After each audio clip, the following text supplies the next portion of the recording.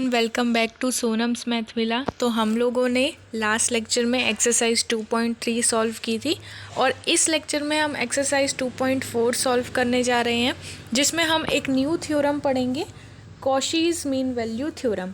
क्या होती है, कैसे सॉल्व करना है, कैसे इस पे बेस्ड जो हम एक्सरसाइज 2.4 है उसको कैसे सॉल्व करेंगे, सारी चीज़ें। अच्छा, 2.4 जो है वो आपकी एक ही वीडियो में कंप्लीट हो जाएगी, बहुत छोटी एक्सरसाइज है। ठीक है, तो स्टार्ट करते हैं फिर हम। तो सबसे पहले हम पढ़ लेते हैं कि यार कॉशीज़ मीन वैल्यू थ्योरम होता क्या है। ध्यान से सुनना, न्यू है आप लोगों के लिए। Let f and g be two function defined on closed interval A b. हम लोगों ने क्या किया, यहाँ पे दो फंक्शन ले लिए एफ और जी, जो कि डिफ़ाइन हो रहे हैं क्लोज्ड इंटरवल ए बी पे, और इस तरीके से डिफ़ाइन हो रहे हैं कि दोनों ही फंक्शन क्लोज्ड इंटरवल पे तो कंटिन्यूअस है, लेकिन ओपन इंटरवल पे दोनों ही फंक्शन डेरिवेबल है। और हमसे क्या बोला है कि जो जी डैश एक्स है वो नॉट इक्वल टू ज़ीरो होना चाहिए, मतलब ज़ीरो के इक्वल नहीं आना चाहिए for all x belongs to a b, मतलब हर एक एक्स के लिए जब वो ओपन इंटरवल ए बी से बिलोंग करेगा। देन अगर ये तीनों कंडीशन सेटिस्फाई होती हैं तो यहाँ पे एक सी पॉइंट जो है वो एग्जिस्ट करेगा, जो कि बिलोंग करेगा ए बी से, और इस तरीके से एग्जिस्ट करेगा कि जो हमारी F of B minus F of A divide by G of B minus ji of ए जो होगा, इसका फ्रैक्शन इक्वल आ जाएगा F dash C divide by G dash C के। अब इसी चीज़ को हम प्रूफ करेंगे। थोड़ा प्रूफ करने के लिए हम यहाँ पे कंट्राडिक्शन की हेल्प भी लेने वाले हैं। तो the given condition implies that g a not equal to g B.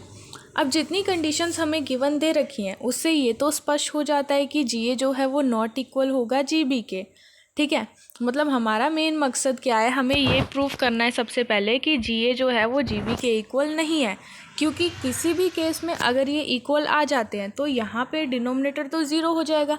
अगर मैं x माइनस एक्स करूँ तो ज़ीरो ही तो आता है। तो अगर ये दोनों ही आपस में इक्वल आ गए, ये दोनों ही आपस में इक्वल आ गए तो डिनोमिनेटर ज़ीरो हो जाएगा और ये एग्जिस्ट नहीं करेगा। ठीक है ना, तो हमें इस चीज़ का ध्यान रखना है। अब हम क्या कह रहे हैं कि अगर हमें ये प्रूफ करना है, नॉट इक्वल प्रूफ करनी है, तो हम ऐसा करते हैं, इनको लेट कर लेते हैं, इनको सपोज कर लेते हैं कि ये इक्वल है, और फिर खुद को ही गलत कॉन्ट्राडिक्शन से ये प्रूफ कर देंगे कि ये इक्वल नहीं है। ठीक है ना, तो अब हमने क्या किया, here g satisfy all the condition of Rolle's theorem. अगर हम जी की बात करें तो ये रोल्स थ्योरम की हर कंडीशन को सेटिस्फाई कर रहा है। कैसे, एक तो ये कंटिन्यूअस है जो हमने पहले प्रूफ कर दिया, एक ये डेरिवेबल है वो भी हमने प्रूफ कर दिया, तीसरी condition g a equal to g b है, ये भी हम प्रूफ कर चुके हैं, ये भी हम सपोज कर चुके हैं। तो हम बोल सकते हैं कि यहाँ पे रोल्स थ्योरम की सारी कंडीशन जो है वो वेरीफाई कर रही हैं। तो एक पॉइंट जो है जिसका नाम हमने दे दिया सी, वो एग्जिस्ट करेगा, ओपन इंटरवल ए बी से बिलोंग करेगा, लाई करेगा, और इस तरीके से करेगा कि जो जी डैश सी हो जाएगा वो ज़ीरो के इक्वल हो जाएगा। अब एक चीज़, कॉशीज़ मीन वैल्यू थ्योरम की जो हमें कंडीशंस होती हैं उसमें हमें क्या गिवन है, G dash equal to G dash X equal to zero के, यही तो होता है, G dash X equal not equal to zero होता है। लेकिन अगर हम x की जगह c पुट करते हैं तो G dash C not equal to zero आ जाएगा। लेकिन यहाँ पे हमने अपोजिट प्रूफ कर दिया, यहाँ पे हमने ये प्रूफ कर दिया कि ये ज़ीरो के इक्वल नहीं आ रहा है। ठीक है, और क्वेश्चन में हमें कंडीशन दे रखी है कि ये ज़ीरो के इक्वल नहीं आना चाहिए। तो यार ये तो एक टाइम पे पॉसिबल नहीं है कि ज़ीरो के इक्वल भी हो और ज़ीरो के इक्वल नहीं भी हो। तो हम बोलेंगे this is a contradiction to the given fact. ये जो गिवन फैक्ट था इसके लिए ये कंट्राडिक्ट हो गया, ये मिसमैच कर रहे हैं, ये जो हैं वो सही नहीं आ रहे। ठीक है, तो हम बोलेंगे hence our assumption is wrong and hence it is not equal to each other. ठीक है, अब ये तो हमने प्रूफ कर दिया कि आपस में इक्वल नहीं है, मतलब जो हमें प्रूफ करना है उसका हमने ये प्रूफ कर दिया कि हाँ भाई ये एग्जिस्ट तो करेगा, क्योंकि जो डिनोमिनेटर आ रहा है वो ज़ीरो नहीं आ रहा। इतना हम प्रूफ कर चुके हैं। आगे के लिए हमने क्या किया, यहाँ पे जो हमें दो फंक्शन गिवन है एफ एक्स और जी एक्स, उसी की ही हेल्प से हमने यहाँ एक तीसरा फंक्शन बनाया जिसका नाम हमने दिया फाई एक्स, और इस तरीके से बनाया कि इसको हमने इक्वल लिखा f x plus capital A g x. अब कैपिटल ए क्या है भाई, तो कैपिटल ए एक कांस्टेंट है और इस तरीके से है सच दैट फाई ऑफ ए जो होगा वो फाई ऑफ बी के इक्वल होगा। अब अगर phi of a phi of b के इक्वल आ रहा है, इसका मतलब अगर हम ये जो हमें इक्वेशन गिवन है, ये वाली जो हमें इक्वेशन गिवन है, इसमें अगर हम x की जगह एक बार a और एक बार b पुट करते हैं तो हम ये लिख सकते हैं, क्योंकि a वाली चीज़ जो है मतलब a वाला फंक्शन जो है वो v वाले के इक्वल है। ये हम यहाँ पे ऑलरेडी दिखा चुके हैं लिख के, ठीक है। तो अब हम क्या बोलेंगे, यहाँ पे हमने क्या किया, a वाले टर्म्स को एक साथ कर लिया और बाकी बचे हुए टर्म्स को राइट हैंड साइड में भेज दिया। ऐसा इसलिए ताकि हमारी यहाँ से a की वैल्यू जो है वो इजीली फाइंड आउट हो जाए। अब जो हमें प्रूफ करना है हम उसकी तरफ बढ़ते हैं। तो उसकी तरफ बढ़े तो हमें ये दिखा कि यहाँ पे हमें g of b minus ji of a चाहिए, लेकिन यहाँ पे तो हमारा अपोजिट आ रहा है, तो क्यों ना इसमें से माइनस कॉमन ले लिया जाए। माइनस कॉमन लेके हमने यहाँ पे भेज दिया, तो ये हमारी जो वैल्यू आ गई वो माइनस a की वैल्यू आ गई, ठीक है। अब हम यहाँ पे क्या कर रहे हैं, रोल्स थ्योरम को अप्लाई कर रहे हैं इस वाले फंक्शन पे, जो हमने फाई एक्स फंक्शन बनाया है इस पे अप्लाई कर रहे हैं। तो पहला अगर हम देखें f और g कंटिन्यूस है, तो हाँ भाई f भी कंटिन्यूस है और g भी कंटिन्यूस है, तो इनके सम से यहाँ पे जो फंक्शन बना यानी कि फाई एक्स वो भी कंटिन्यूस होगा। सेम हम डेरिवेबिलिटी के साथ करेंगे कि अगर f डेरिवेबल है g डेरिवेबल है तो उनसे जो फंक्शन बनेगा वो भी डेरिवेबल हो जाएगा इसी इंटरवल पे, जो इंटरवल हमें गिवन दे रखा है। और ऊपर हम यहाँ पे ले चुके हैं कि फाई ऑफ ए जो है वो फाई ऑफ बी के इक्वल है, ये हम ऊपर सपोज कर चुके हैं। इसका मतलब ये क्या कर रहा है, यहाँ पे हमारी तीन कंडीशन जो है रोल्स थ्योरम की, तीनों कंडीशन वेरीफाई हो रही हैं। तो यहाँ पे एक सी एग्जिस्ट करेगा जो बिलोंग करेगा ओपन इंटरवल ए बी से, और इस तरीके से एग्जिस्ट करेगा such that phi dash c equal to zero. अब फाई डैश सी की आप वैल्यू पुट कर दो, जो आपकी फाई डैश एक्स की वैल्यू थी उसी में ही आप क्या पुट कर दोगे, सी पुट कर दोगे, तो यहाँ पे आपका माइनस ए ये आ जाएगा। अब ये वाली इक्वेशन और माइनस ए जो हमने ऊपर निकाला था इक्वेशन फर्स्ट में, वहाँ से हमने ये प्रूव कर दिया, हैंस प्रूव्ड, ठीक है ना। अब हम बढ़ते हैं एक्सरसाइज 2 पॉइंट की तरफ। तो क्वेश्चन नंबर फर्स्ट देखते हैं। फर्स्ट क्वेश्चन में हमारे यहाँ पे 2 पार्ट हैं और इस एक्सरसाइज में टोटल जो है हमारे 4 ही क्वेश्चन है, जिसमें से एक क्वेश्चन आपका होगा थर्ड या क्वेश्चन नंबर थर्ड जो है वो आपका है, जिसमें आपको कॉशीज़ मीन वैल्यू थ्योरम ही प्रूफ करनी है, जो हम ऑलरेडी कर चुके हैं। तो अब हम क्या करेंगे, 3 क्वेश्चन जो बच गए हमारे उनको सॉल्व करेंगे, फर्स्ट, सेकेंड और फोर्थ क्वेश्चन, ठीक है। तो क्वेश्चन नंबर फर्स्ट का फर्स्ट पार्ट हमें ये गिवन दे रखा है कि एफ एक्स जो है वो साइन एक्स है, जी एक्स जो है वो कॉस एक्स है, और क्लोज इंटरवल जो है वो -π/2 टू 0 है। अब हम लोगों को पता है कि यार साइन एक्स जो है वो भी कंटिन्यूस होता है और कॉस एक्स जो है वो भी कंटिन्यूस होता है। रीज़न हम क्या दे सकते हैं, every trigonometric functions are derivable as well as continuous. अब अगर एफ एक्स कंटिन्यूस है, जी एक्स कंटिन्यूस है, तो इससे जो अब हम आगे फंक्शन बनाएंगे वो भी कंटिन्यूस होगा। ऐसे ही यहाँ पे एफ एक्स और जी एक्स दोनों ही आपस में डेरिवेबल है, तो हमने यहाँ पे डेरिवेबल भी दिखा दिया। और अब हम आते हैं कॉशीज़ मीन वैल्यू थ्योरम की थर्ड कंडीशन पे, जो क्या होती है कि जी डैश एक्स जो है वो 0 के नॉट इक्वल आना चाहिए। तो जब हमने जी डैश एक्स निकाला तो डिफ्रेंशिएशन हो जाएगा कॉस एक्स का, जो कि क्या होता है माइनस साइन एक्स होता है, और माइनस साइन एक्स पे आप यहाँ से लेके यहाँ तक कोई भी वैल्यू रख लो, उसके लिए जो है ये 0 नहीं होगा।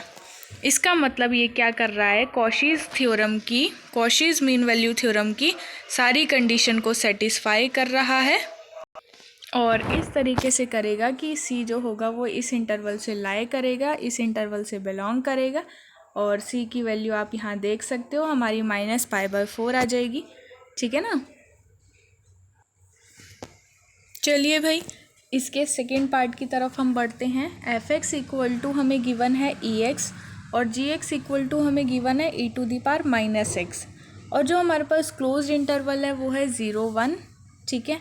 अब हमें पता है कि यार e⁻x एक एक्सपोनेंशियल फंक्शन है, और हर एक एक्सपोनेंशियल फंक्शन कंटिन्यूस भी होता है और डेरिवेबल भी होता है। तो हम बोलेंगे कि f x is continuous on this interval and g x is continuous on this interval. Also f x और जी एक्स डेरिवेबल भी हो जाएगा ओपन इंटरवल पे। अब बात आती है 2 कंडीशन तो हमारी हर केस में इजीली सेटिस्फाई हो जाती है। बात आती है थर्ड कंडीशन की। तो थर्ड कंडीशन के लिए हमें यहाँ पे जी डैश एक्स निकालना पड़ेगा। जब हमने यहाँ पे मतलब जी एक्स का डिफ्रेंशिएशन किया तो हमारा जी डैश एक्स ये आता है। इसमें आप 0 से लेके 1 तक कोई भी वैल्यू रख लो, ये कभी भी जो है वो 0 नहीं आएगा, ठीक है। तो it is not equal to 0। Therefore हम क्या लिखेंगे, f and g satisfy all the conditions of Cauchy's mean value theorem. इसका मतलब एफ और जी जो है वो कॉशीज मीन वैल्यू थ्योरम की हर एक कंडीशन को सेटिस्फाई कर देता है, और इसलिए हम ये बोल सकते हैं इजीली कि एक पॉइंट सी एग्जिस्ट करेगा जो कि बिलोंग करेगा 0-1 ओपन इंटरवल से, और इस तरीके से बिलोंग करेगा कि वो इस वाली इक्वेशन को सेटिस्फाई करेगा। इस इक्वेशन को हम इसलिए लिखते हैं ताकि हम सी की वैल्यू को यहाँ पे फाइंड आउट कर सकें। तो बी क्या है हमारा, यहाँ पे 1 है, ए क्या है 0 है, तो हमने यहाँ पे बी की जगह 1 और ए की जगह 0 पुट किया। तो यहाँ पे हम देख सकते हैं हमारी जो सी की वैल्यू निकल के आ रही है। अच्छा, यहाँ पे आपका जो ई आ रहा है वो किसके इक्वल आ रहा है, ई टू द पावर सी और उसकी होल पावर 2 के, यानी ई टू द पावर 2c के। अब ई की पावर 1 है और ई की पावर 2c है, ठीक है ना, और दोनों आपस में इक्वल है। अगर बेस सेम है और आपस में इक्वल है तो जो पावर होती है वो हम इक्वल लिख देते हैं, और यहाँ से जो हमारी सी की वैल्यू आ जाएगी वो क्या आ जाएगी, 1/2, ठीक है ना। और हम ये भी लिख लेंगे लास्ट में, hence Cauchy's mean value theorem is verified. Okay, तो 2 बचे हुए क्वेश्चंस हमारे, क्वेश्चन नंबर 2 और क्वेश्चन नंबर 4 जो रह गया है वो भी हम कर लेते हैं। अच्छा, क्वेश्चन नंबर 2 की बात करते हैं। Let the function F be continuous in close interval A B and derivable in open interval A B. Show करो there exist a number C in A B such that this condition. अच्छा, हमें ये proof करना है, given क्या क्या है। एक तो ये भी गिवन है कि ये कंटिन्यूअस होगा क्लोज इंटरवल ए बी पे, दूसरा ये गिवन है कि ये डेरिवेबल होगा ओपन इंटरवल ए बी पे, ठीक है। और एक पॉइंट है सी जो कि ओपन इंटरवल ए बी में लाई करेगा, ये चीज़ हमें प्रूफ करनी है, और इस तरीके से लाई करेगा कि ये वाली इक्वेशन जो है वो आपस में इक्वल आनी चाहिए, ये जो इक्वेशन है हमारे पास, ठीक है ना।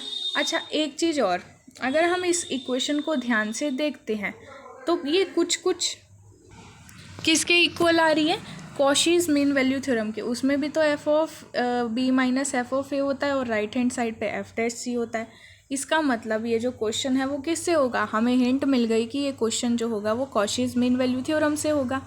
अब हम जो यहाँ प्रूव करना चाहते हैं उसके अकॉर्डिंग हमने यहाँ पे एक एक्सपोनेंशियल एक पॉलिनोमियल फंक्शन ले लिया G X equal to X square. अब एक्स स्क्वायर ही क्यों लिया, उसका रीज़न भी है। अगर हम इसका बाद में डिफ्रेंशिएशन करते हैं तो 2x आता है, और x की जगह हमें c पुट करना अगर पड़ जाता है तो 2c हो जाएगा, और जो हमें प्रूफ करना है उसमें हमें 2c तो चाहिए। इसका मतलब ये पॉलिनोमियल एकदम फिट बैठेगा। तो हमने लेट कर लिया G X equal to X square. अब जी एक्स कंटिन्यूस भी होगा, डेरिवेबल भी होगा। क्यों होगा भाई, क्योंकि एक पॉलिनोमियल फंक्शन है। हर पॉलिनोमियल फंक्शन डेरिवेबल भी होते हैं और कंटिन्यूस भी होते हैं। अब क्वेश्चन में हमें एक ही फंक्शन दिया था f जो कि कंटिन्यूस दिया था, और जी एक्स हमने खुद ले लिया और उसको कंटिन्यूस भी दिखा दिया। तो f and g are continuous function in close interval A B. Similarly f and g are derivable in open interval A B, okay ना। उसके बाद हमने क्या बोला कि जो कॉशीज थ्योरम है उसके अकॉर्डिंग अगर हम देखें तो क्या होता है, F of B minus F of A divide by G of B minus ji of A equal होता है F dash C divide by G dash C के, ठीक है ना। अब जिस जिस की वैल्यू हमें पता है, जिस जिस की वैल्यू हम फाइंड आउट कर चुके हैं, उनकी वैल्यू को हम यहाँ पे पुट कर देंगे। पुट करने के बाद हम ये देखेंगे कि वही आ जाता है क्रॉस मल्टीप्लाई करके जो कि हमें प्रूफ करना था। तो इससे हमारा इजीली जो है प्रूफ हो जाता है, ठीक है। अच्छा, क्वेश्चन नेक्स्ट की तरफ नेक्स्ट क्वेश्चन की तरफ बढ़ते हैं। क्वेश्चन नंबर 4 ये जो है इस एक्सरसाइज का एकदम लास्ट क्वेश्चन है हमारा, और बहुत इम्पॉर्टेंट क्वेश्चन है, सारे क्वेश्चन से बिल्कुल अलग है, ध्यान से देखना। If f dash c and g dash are continuous and differentiable on this interval. हमें एफ एंड जी कंटिन्यूस और डेरिवेबल नहीं दे रखे, उनके डिफरेंशिएशन दे रखे हैं, एफ डैश और जी डैश दे रखे हैं, ठीक है। देन शो दैट, और ये शो करो कि सी अगर बिलोंग करता है मतलब ग्रेटर देन है ए से और लेस देन है बी से, मतलब सी ए और बी के बीच में लाई कर रहा है, तो इसका मतलब सी जो है वो बिलोंग करता है किससे, ओपन इंटरवल ए बी से। ये हमें गिवन दे रखा है और ये चीज़ हमको प्रूफ करनी है। यहाँ ध्यान से देखना, यहाँ पे राइट हैंड साइड में हमें डेरिवेटिव प्रूव नहीं करना, डबल डेरिवेटिव प्रूफ करना है। तो हम क्या करेंगे, जो हमें क्वेश्चन गिवन दे रखा है उसी की ही हेल्प से हमने यहाँ पे एक फंक्शन को बनाया है। हमने एक फंक्शन बनाया फाई एक्स, क्या लिया, हमें यहाँ पे चाहिए F of B minus F of A, यानी कि एफ एक्स ले लिया हमने, यहाँ से हिंट ले ली, फिर हमने प्लस लगाया, दूसरा हमें चाहिए बी माइनस ए। अब बी माइनस ए चाहिए, यानी कि ए तो हम बाद में पुट कर देंगे, बी माइनस एक्स ले लिया और एफ डैश ए की जगह एफ डैश एक्स ले लिया, फिर प्लस ए इंटू, ऐसे ही सेम हमने जी के साथ किया, और ए हमने यहाँ पे ले लिया कांस्टेंट, मतलब ए जो है वो एक कांस्टेंट है, ठीक है, जिसकी हम वैल्यू आगे फाइंड आउट कर लेंगे। और यहाँ पे F dash and g dash दोनों ही क्या हैं, कंटिन्यूस हैं और क्लोज इंटरवल ए बी पे हैं। अब देखो एफ डैश अगर कंटिन्यूस है तो एफ भी कंटिन्यूस होगा, जी डैश अगर कंटिन्यूस है तो जी भी कंटिन्यूस होगा। तो इस स्टेटमेंट की हेल्प से हमने इस वाली स्टेटमेंट को लिखा है, ठीक है। अब एफ और जी दोनों ही कंटिन्यूस है, तो दोनों को मिला के जो हम यहाँ पे इक्वेशन बनाएंगे, जो हम यहाँ पे फंक्शन बनाएंगे, वो भी तो कंटिन्यूस होगा। तो यहाँ पे हमने, रुको इसे हटा देते हैं ताकि थोड़ा क्लियर दिखाई दे, एफ एक्स कंटिन्यूस है, एफ डैश एक्स कंटिन्यूस है, जी एक्स कंटिन्यूस है, जी डैश एक्स कंटिन्यूस है। तो इस पूरे को मिला के ये जो हमारा पॉलिनोमियल बन के आया, यानी कि फाई ऑफ एक्स, ये भी तो कंटिन्यूस हो जाएगा क्लोज्ड इंटरवल ए बी पे। सेम हम डेरिवेबिलिटी के साथ करेंगे, अगर हमारा एफ डैश और जी डैश डेरिवेबल है तो एफ और जी भी डेरिवेबल हो जाएगा, और लास्ट में this implies that phi X is also derivable on this function, ठीक है ना, इस चीज़ को ध्यान में रखना। अब देखो हमने क्या किया, लेट करा है G dash A equal to G dash B, ठीक है। अब हमने लास्ट क्वेश्चन में भी किया था और हम पहले भी कर चुके हैं, मैंने आपको बताया था हम कॉन्ट्राडिक्शन से प्रूफ करते हैं। अगर हमें ये मतलब हमें ये प्रूफ करना होता है कि दो आपस में नॉट इक्वल हैं फंक्शन, तो हमें उसके लिए क्या करना पड़ता है, पहले दोनों को इक्वल लेट करना पड़ता है, और यहाँ पे बीच में वो पूरी प्रोसेस आएगी जो हमने क्वेश्चन में की थी, लास्ट से लास्ट क्वेश्चन में की थी, जो हमने कॉन्ट्राडिक्शन से प्रूफ किया था। तो मैंने यहाँ डायरेक्टली लिख दिया है। उसके बाद हमने अज्यूम किया है कि फाई ऑफ ए जो है वो फाई ऑफ बी के इक्वल है। अज्यूम करना है, अज्यूम कुछ भी कर सकते हो आप, तो मैंने इन दोनों को इक्वल अज्यूम कर लिया, और इस तरीके से है सच दैट फाई डैश सी जो होगा वो 0 के इक्वल हो जाएगा। अब फाई डैश सी, अगर हमें सी की वैल्यू निकालनी है तो हमारे पास फाई डैश सी में से इक्वेशन भी तो होनी चाहिए, तो पहले हमने क्या किया, फाई डैश एक्स निकाला। तो फाई डैश एक्स जब आप निकालोगे, उसका डिफ्रेंशिएशन करोगे फाई एक्स फंक्शन का, तो आपका कुछ इस फॉर्म में आपका फाई डैश एक्स आ जाएगा। इसमें जो है बहुत से टर्म्स यहाँ पे कैंसिल आउट हो जाएंगे, जो जो बच जाएगा उसको आपको कैलकुलेट करना है, और कैलकुलेट करके यहाँ पे जो हमारी माइनस ए की वैल्यू आ रही है वो क्या आ रही है, f double dash x divide by g double dash x. Okay, इसको हमने मान लिया इक्वेशन नंबर फर्स्ट। अब दूसरी चीज़ हमने अज्यूम ये की थी कि भाई जो एफ फाई ऑफ ए है वो फाई ऑफ बी के इक्वल है, ठीक है ना। अब हमने फाई ऑफ ए यानी कि फंक्शन ऑफ ए यहाँ पे पुट कर दिया और फंक्शन ऑफ बी यहाँ पे पुट कर दिया। यहाँ पे आपका एक केस में 0 आ जाएगा क्योंकि b माइनस एक्स था, यानी कि b minus b which is equal to 0, ठीक है। तो यहाँ से आप इसको सिंप्लीफाई करोगे तो यहाँ से दूसरी वैल्यू माइनस ए की ये वाली आ जाएगी। अब एक वैल्यू माइनस ए की ऊपर हम यहाँ निकाल चुके हैं और दूसरी वैल्यू यहाँ निकाल चुके हैं। अब क्योंकि इनके लेफ़्ट हैंड साइड इक्वल है तो हम ईजिली बोल सकते हैं भाई कि फ्रॉम फर्स्ट एंड सेकेंड इनके राइट हैंड साइड भी आपस में इक्वल हो जाएंगे। हैंस हमने जो प्रूफ करा था, मतलब हमें जो प्रूफ करने के लिए बोला था वो हमने प्रूफ कर दिया, ठीक है। तो इसके साथ हमारी ये वाली एक्सरसाइज भी कंप्लीट होती है। अब आपकी सेकंड चैप्टर में सिर्फ एक एक्सरसाइज रह गई, एक्सरसाइज 2.5।